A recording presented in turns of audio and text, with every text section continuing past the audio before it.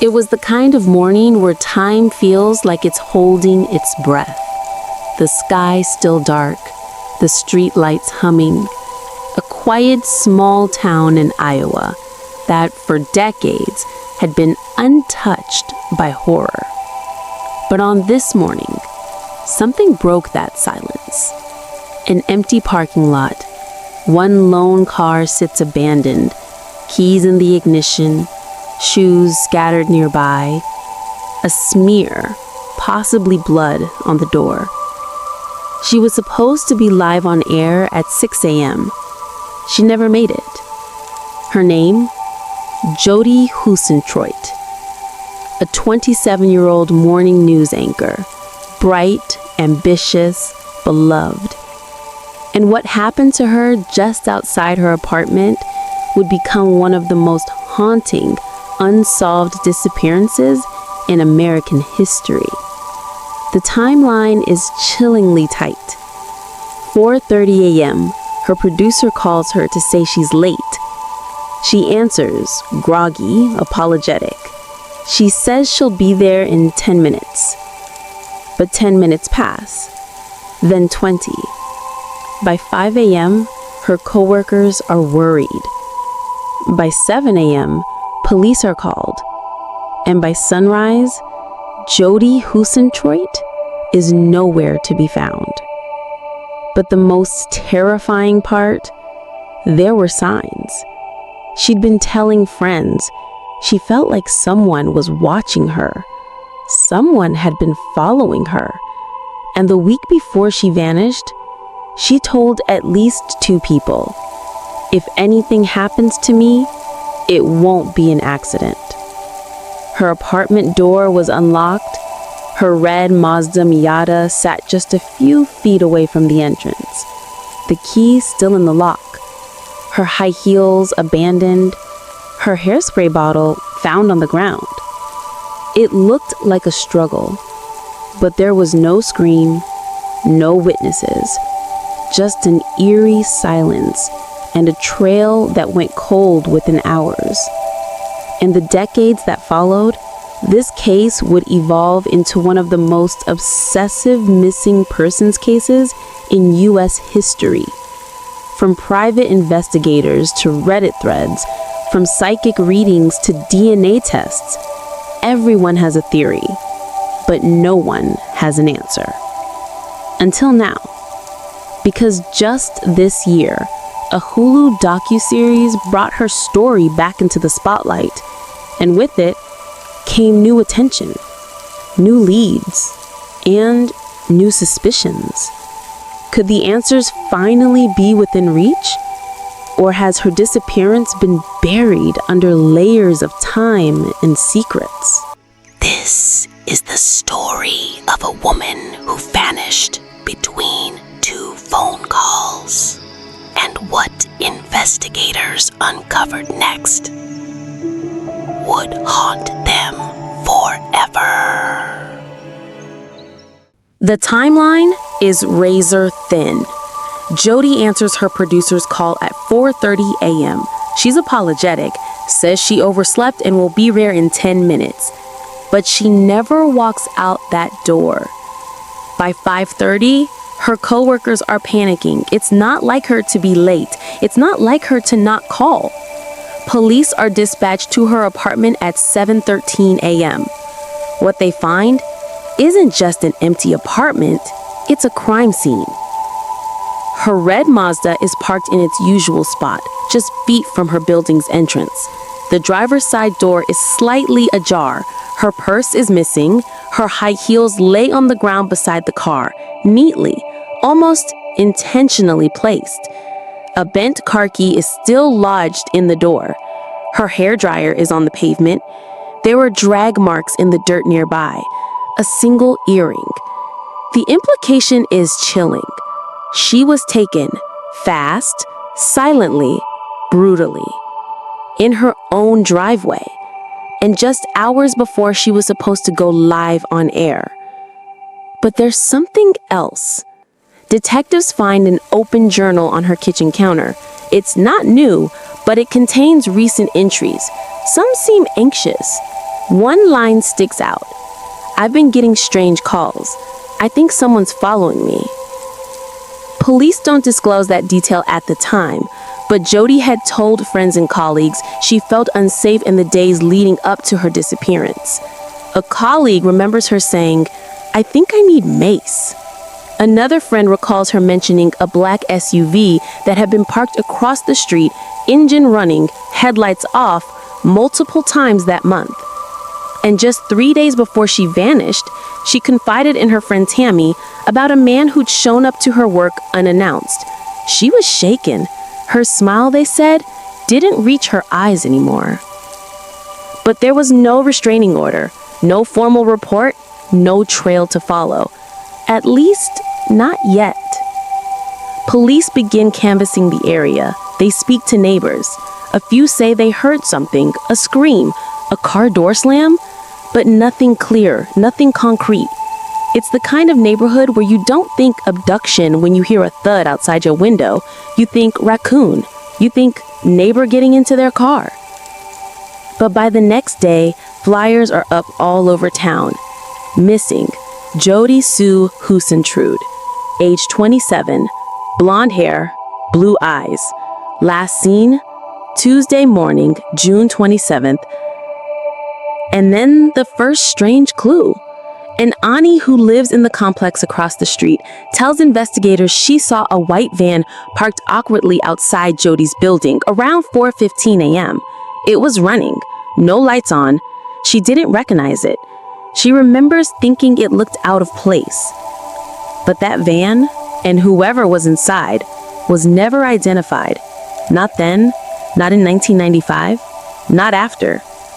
And even now, 30 years later, no one knows where it came from or where it went. Authorities bring in dogs. Helicopters sweep the nearby fields. Drones didn't exist yet, but search parties combed every stretch of grass and gravel for miles. Jodi was well known in Mason City. Her disappearance wasn't just another case. It was the case. The kind that cracks a community in half. But the trail stops at that parking lot.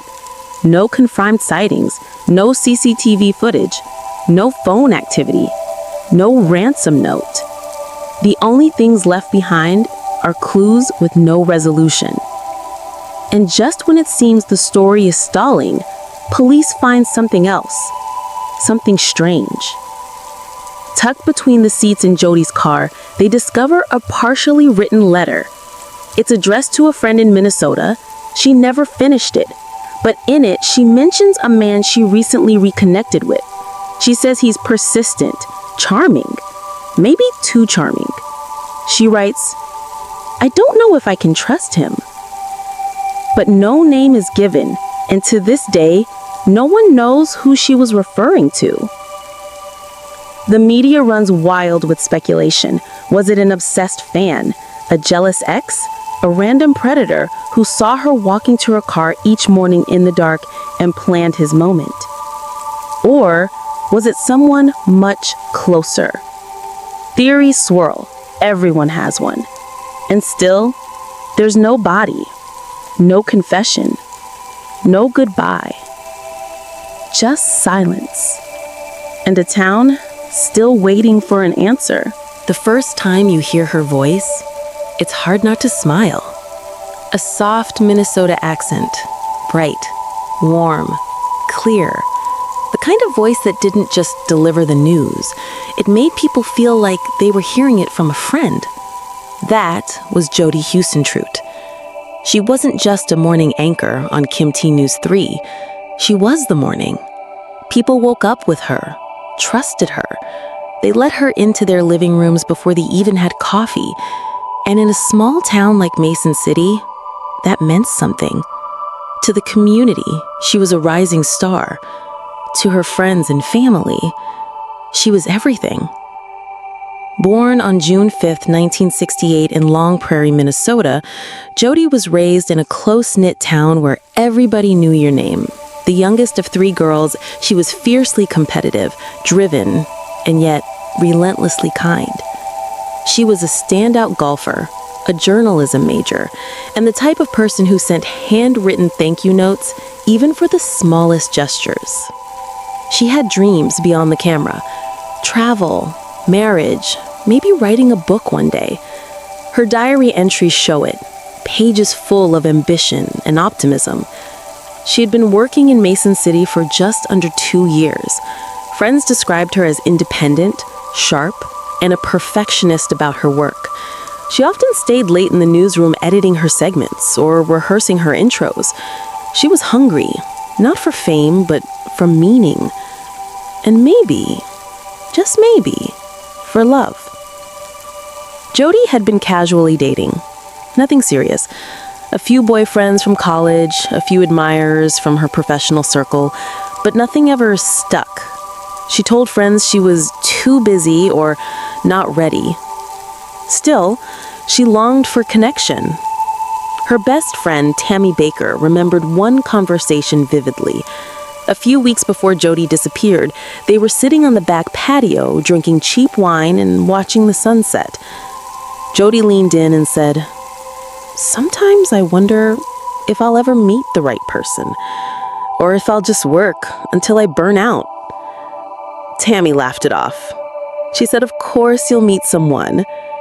But Jodi didn't laugh. She just looked off into the distance, silent, almost like she knew something was coming, or feared it. In the weeks leading up to her disappearance, her demeanor shifted. She smiled, but it didn't last. She laughed, but only halfway. Coworkers noticed she was distracted. One said she often stared out the newsroom windows between takes, biting her lip. When asked what was wrong, she always brushed it off. But then came the whispered confessions. "I think someone's been watching me. There's this car that keeps parking outside. I'm locking my doors now, even during the day." She even joked, half-joked really, that she should take self-defense classes. But behind the humor was something real, something raw. Fear. In one of the last known phone calls she made, just days before she vanished, she told her mother, "Jane, if anything ever happens to me, please don't let them forget me." Her mother paused. "Jodi, what are you talking about?" "Nothing," she said. "Forget I said that." But she didn't forget. No one did. Jodi's apartment was modest, a cozy one-bedroom near the river. She decorated it with sunflowers and framed quotes about chasing your dreams. Her refrigerator was cluttered with magnets from the places she wanted to visit: Paris, Rome, Sydney. A to-do list on her kitchen counter read, "Finish segment on local farmers, call mom, schedule haircut, buy pepper spray." That last line sent a chill through investigators. It was added in shaky handwriting, a different ink. Something had spooked her, but she hadn't told anyone the full story. At her memorial, over 500 people gathered: co-workers, classmates, viewers. Some had never met her. Others knew her for decades. One elderly woman walked up to the mic and said, "I didn't know her personally, but she made me feel like I did. And now there's this emptiness every morning." Another colleague, choking back tears, said, "Jodi didn't vanish because she was careless. Someone took her, and we need to know who." In the decades since, her mother passed away, never knowing what happened to her daughter. Her sister Joanne still runs a Facebook page posting updates, photos, memories, theories, always hoping, never giving up. Because to the people who loved her, Jodi wasn't just a news anchor. She was a daughter, a sister, a best friend, a woman with laughter in her eyes and fear in her heart. A woman who knew something wasn't right, but couldn't escape it in time. The first solid lead didn't come from a crime scene. It came from whispers. In the days after Jodi vanished, a name began circulating among local journalists, one that had been quietly associated with her for months, but never publicly acknowledged. John Van Cise, a 49-year-old bachelor, more than 2 decades older than Jodi. He wasn't just some distant admirer, he was a friend. But how close? That depended on who you asked. John claimed he and Jodi were just good friends. He was supportive of her career, often attended her public events, and had even bought a boat she jokingly named Jodi. Some found it charming, others creepy. One fact stood out immediately. He was the last known person to have seen Jodi alive, outside of co-workers and the brief 4:30 a.m. call she made the morning of her disappearance. He told investigators she had been at his home the night before to watch a video of her recent birthday party. He said she left around 8 p.m., nothing unusual, no signs of stress, no arguments. But was that true? Other friends would later say Jodi mentioned feeling suffocated by someone's attention. She didn't name names, but the timeline fit, and the unease in her journal entries seemed to suggest a growing tension. When police questioned John, he was cooperative, willingly gave a statement, let them search his home. But his behavior afterward raised eyebrows. He started giving media interviews, public ones, often emotional, sometimes strangely performative. In one, he sobbed on camera and said, "I loved her like a daughter. I'd never hurt her."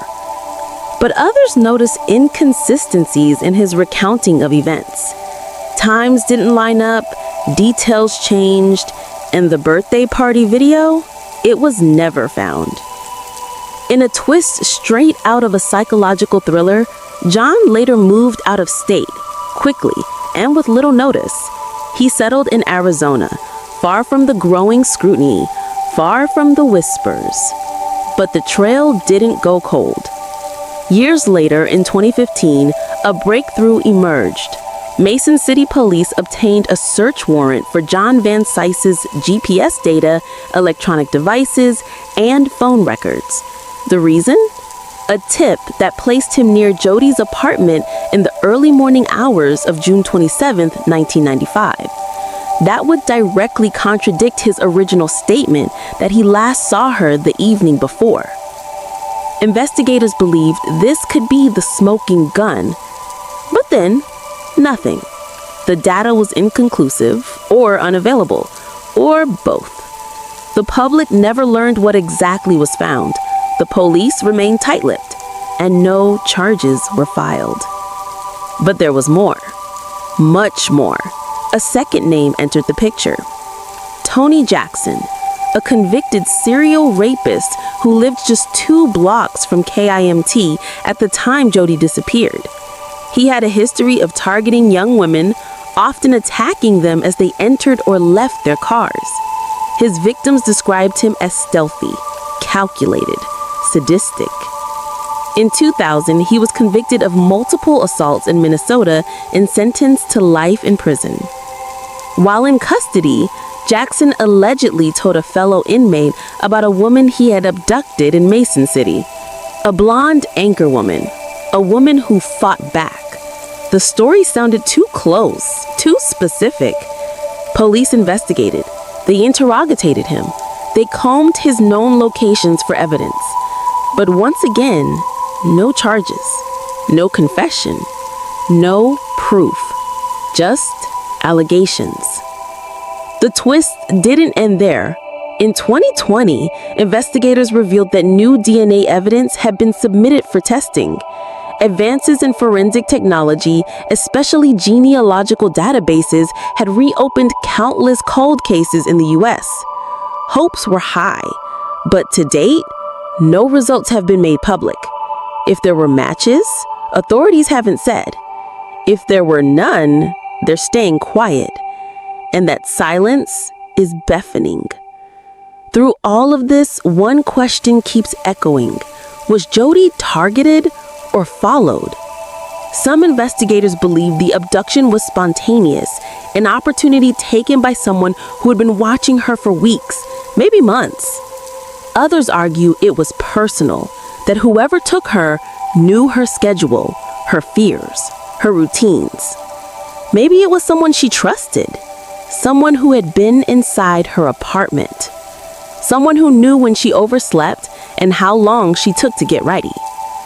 That possibility terrifies people more than anything else, because if it was someone she trusted, there may have been signs she missed, signs we all missed. By now, the story was national. CNN, Dateline, 48 Hours, and most recently, Hulu's 2023 docuseries, Still Missing the Jodi Huisentruit story. The series reignited public interest. New tips came in, retired detectives re-engaged, and a fresh set of eyes was put on old evidence. For the first time in decades, it felt like momentum was building again. But as we've seen before, momentum does not always lead to justice. And then, one final twist. An anonymous letter, postmarked from Chicago, delivered to Mason City PD. The letter read, "She knew him. She trusted him. She left her apartment willingly." It was unsigned, untraceable, and chilling. No one knows who sent it, but the implications are terrifying. Because if it's true, Jodi wasn't dragged from her car in a struggle. She walked out with her killer. The deeper you go into the Jodi Huisentruit case, the more you realize this isn't just one mystery. It's many, layered one on top of another. Each new fact seems to contradict the last. Each theory feels both plausible and impossible. And that's exactly what's kept this case frozen in place for nearly 3 decades. Let's start with what we know. Jodi overslept on the morning of June 27, 1995. Her colleague Amy Kuntz called at 4:10 a.m., no answer. Called again at 4:30, Jodi finally picked up. She sounded groggy, disoriented, but not afraid. She told Amy, "I'll be right there." That was the last time anyone heard her voice. At 6 a.m., KIMT aired the news without its anchor. Coworkers grew worried. They called again, still nothing. By 7 a.m., the station contacted police. An officer arrived at Jodi's apartment just after 7:10. What he found was immediately alarming. Her red Mazda Miata was still in the parking lot. Her heels and blow dryer were outside the driver's door. A bent car key lay on the ground. Drag marks were visible in the dirt. This wasn't a no-show. This was a crime scene. But even within these hard facts, confusion reigns. Why were her belongings outside the car? Why was the key bent as if it had been forcibly removed mid-turn? If this was a planned abduction, it was rushed, messy. And then there's the oddest detail of all. There was no sign of forced entry into her apartment. Nothing stolen, no disturbance. It was as if Jodi had left voluntarily or opened the door for someone she knew. That contradiction between the struggle outside and the calm inside has split theories down the middle. Theory 1, a stranger followed her and attacked as she left. Theory 2, she knew the person, let them in, and something went wrong. If it's theory 1, then why weren't there any defensive wounds reported on the scene? Why no screams heard by neighbors? If it's theory 2, why would she walk away from her life, her dream job, her car, without a word? And then there's the oddest detail of all. There was no sign of forced entry into her apartment. Nothing stolen, no disturbance. It was as if Jodi had left voluntarily or opened the door for someone she knew. That contradiction between the struggle outside and the calm inside has split theories down the middle. Theory 1, a stranger followed her and attacked as she left. Theory 2, she knew the person, let them in, and something went wrong. If it's theory 1, then why weren't there any defensive wounds reported on the scene? Why no screams heard by neighbors? If it's theory 2, why would she walk away from her life, her dream job, her car, without a word? And then there's the oddest detail of all. There was no sign of forced entry into her apartment. Nothing stolen, no disturbance. It was as if Jodi had left voluntarily or opened the door for someone she knew. That contradiction between the struggle outside and the calm inside has split theories down the middle. Theory 1, a stranger followed her and attacked as she left. Theory 2, she knew the person, let them in, and something went wrong. If it's theory 1, then why weren't there any defensive wounds reported on the scene? Why no screams heard by neighbors? If it's theory 2, why would she walk away from her life, her dream job, her car, without a word? And then there's the strange timeline lag. If Jodi told Amy she'd be right there at 4:30 a.m., and police didn't arrive until 7:10 a.m., we're talking nearly 3 hours of unaccounted time. Was Jodi taken minutes after she hung up the phone? Or was someone waiting? Some speculate that the abduction happened as she walked out the door.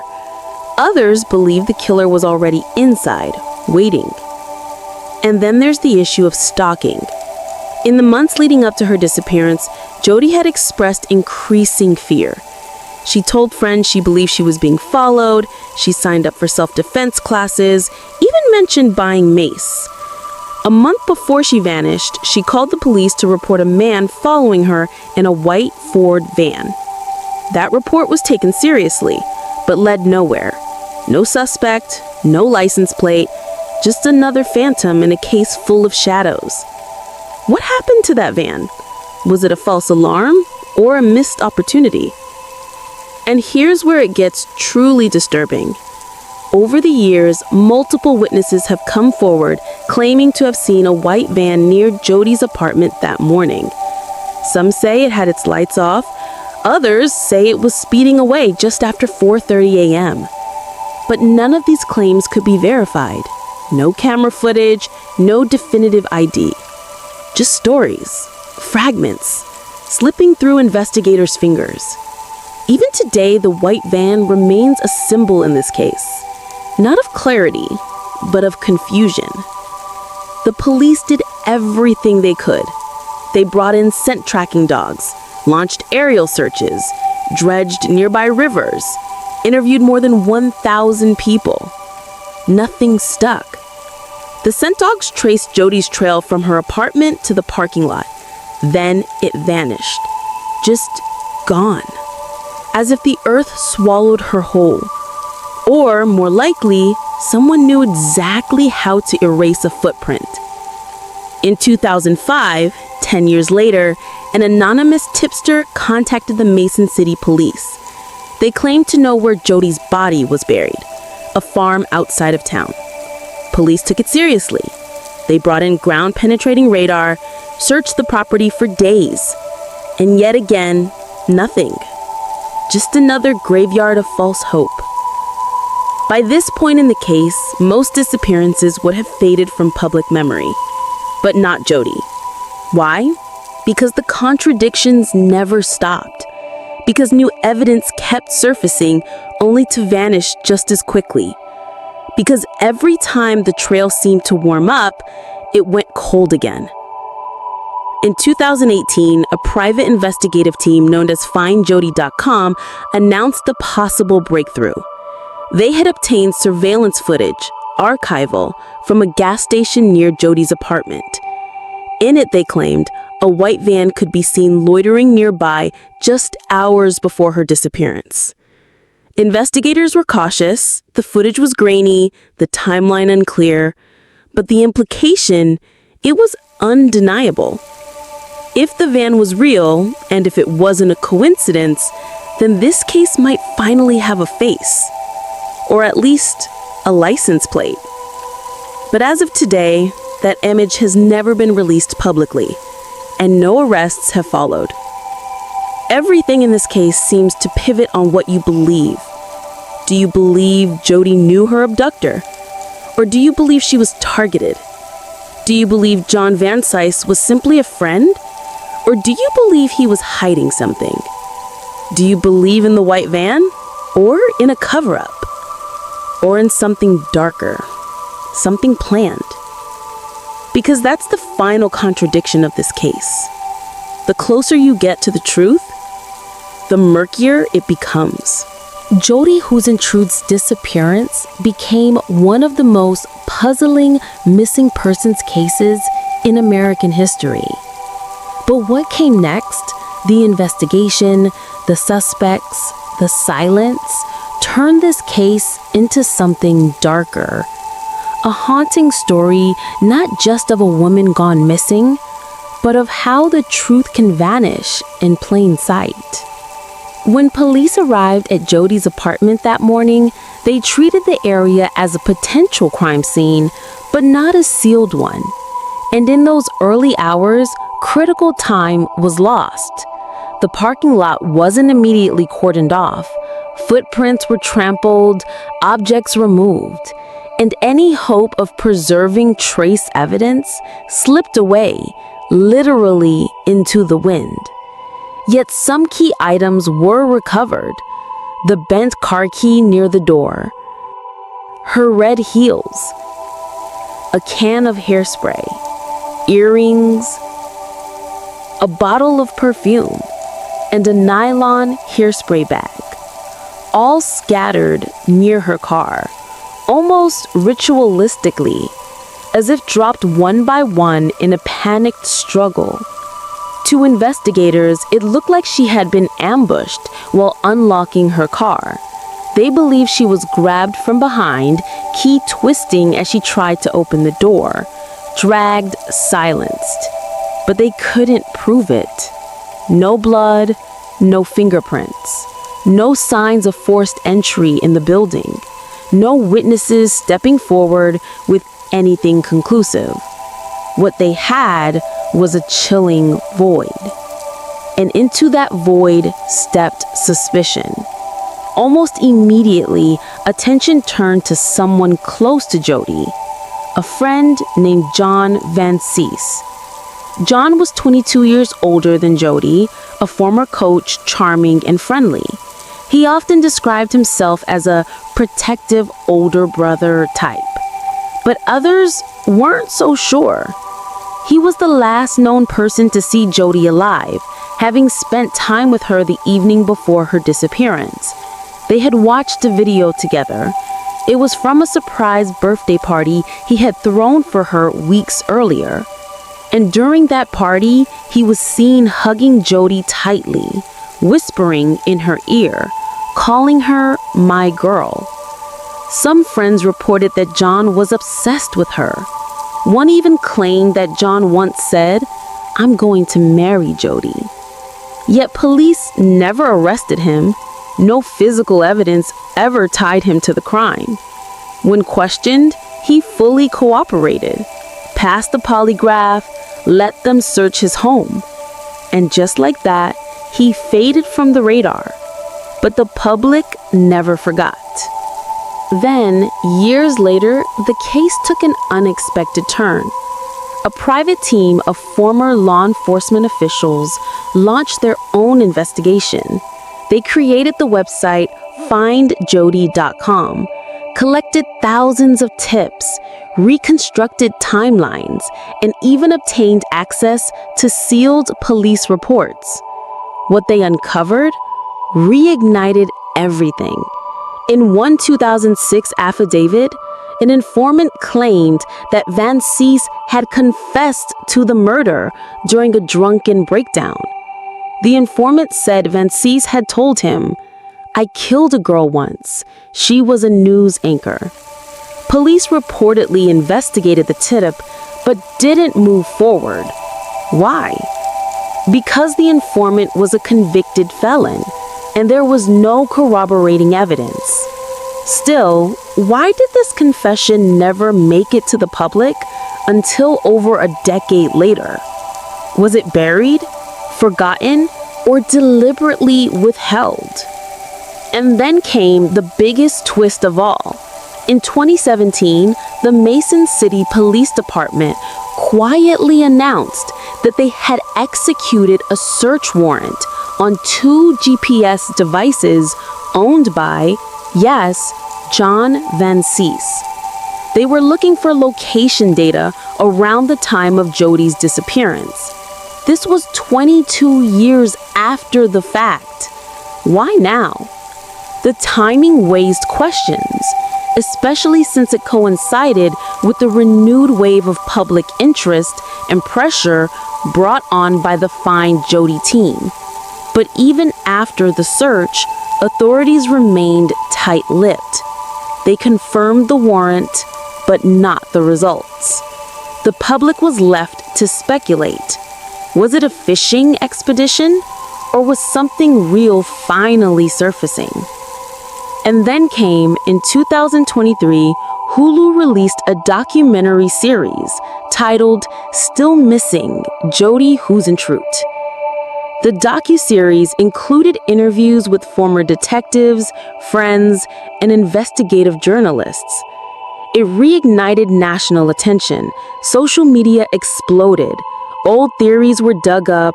New voices entered the conversation. But what made the documentary truly unsettling was its tone. Because for the first time, the case wasn't just treated as an unsolved mystery. It was treated as a potential cover-up. Several former officers alleged that evidence may have been mishandled, that leads weren't followed properly, that key timelines were deliberately fudged. And while no proof of a cover-up emerged, the idea stuck, because in the absence of answers, suspicion thrives. At the heart of the renewed investigation was a single question. Why was this case still unsolved when it happened in daylight in a small town with hundreds of eyes watching? It wasn't New York. It wasn't LA. It was Mason City, a quiet, close-knit community. How could someone vanish in a parking lot, leave behind drag marks, shoes, car keys, and never be found? Not a body, not a weapon, not a fingerprint. It made no sense, unless that someone knew exactly what they were doing and knew that they'd never be caught. And this is what makes the Jodi Huisentruit case so haunting. It's not just unsolved, it's untouchable. For every theory, there's a counter-theory. For every suspect, there's an alibi. For every new clue, there's silence. And the deeper you dig, the more it seems that someone, somewhere, has made sure it stays that way. What really happened to Jodi Huisentruit that morning? It's been nearly 3 decades since Jodi Huisentruit disappeared. 3 decades. And still, no trace, no body, no arrest, no closure. But the case, it never faded. Not for the investigators, not for her family, and not for the growing army of internet sleuths and truth seekers who believe someone out there still knows something. Let's rewind to the last known image of Jodi. She's on TV, bright-eyed and professional, signing off with her trademark optimism. The clock ticks past midnight. A few hours later, she vanishes, in a town where nothing like this had ever happened before. And in that sudden silence, something shifted. Jodi's case became a template for every modern missing persons investigation. Her photo, smiling, frozen in time, became a symbol. Her name, a rallying cry for victims who never got justice. But despite all the headlines, podcasts, forums, and documentaries, every possible lead still ends in the same place. Nowhere. And yet, strange things continue to emerge. As recently as 2024, New witnesses have come forward claiming they saw suspicious activity that morning. A van idling near her apartment, a man watching from across the street, a figure dragging something into a nearby alley. But these sightings were never confirmed. No license plates, no names, no photos, just shadows. And with every year, memories fade, witnesses die, and truth becomes harder to extract from the fog of time. One theory has gained traction in recent years, that Jodi's abduction wasn't random, but meticulously planned. Some believe she was being watched for weeks, that her morning routines were studied, that her parking lot was chosen precisely for its blind spots. Others go darker, claiming that law enforcement themselves may have overlooked or even shielded key suspects. Too many people had too much to lose, a former investigator once said off the record, and that's why we'll never get the truth. But for those who knew Jodi, this isn't about conspiracies. It's about a woman who should have had decades of life left, who wanted to move to a bigger city, who dreamed of hosting Good Morning America, who kept a journal filled with notes like, "I want to do something meaningful with my life." And yet her story ended not with a goodbye, but with a door left ajar, a car running, a cup of coffee cooling in the passenger seat. In 2025, just after the Hulu docuseries aired, the Mason City Police Department made a surprising move. They announced that the case had been reopened with assistance from federal agencies. They cited new forensic methodologies and data recovery advancements, and hinted, without confirming, that old physical evidence was being re-examined using cutting-edge DNA techniques. But no details were shared, no suspects named, no results released. Just one line from the official statement: "We have reason to believe this case can still be solved." But many remain skeptical. After 30 years, can justice really be found? Or are we chasing echoes? Are we solving a crime or preserving a ghost? But here's what we do know. Jodi Huisentruit is not forgotten. Her story lives in every newscaster who works the early shift, in every missing person flyer, in every woman who feels eyes watching her in a dimly lit parking lot. And in every viewer who watched this video, someone will walk away asking the same chilling question. How does someone disappear without leaving a single scream behind? Now it's your turn. What do you believe happened to Jodi that morning? Was it someone she trusted, a stalker in the shadows, or something darker, still waiting to be uncovered? Tell us your theories in the comments. Let your voice be heard. Because sometimes the truth only emerges when we refuse to let silence win. If this story moved you, hit the like button, subscribe for more cinematic true crime, and share this video to keep Jodi's name alive. Until next time, stay curious, stay cautious, and never stop asking questions.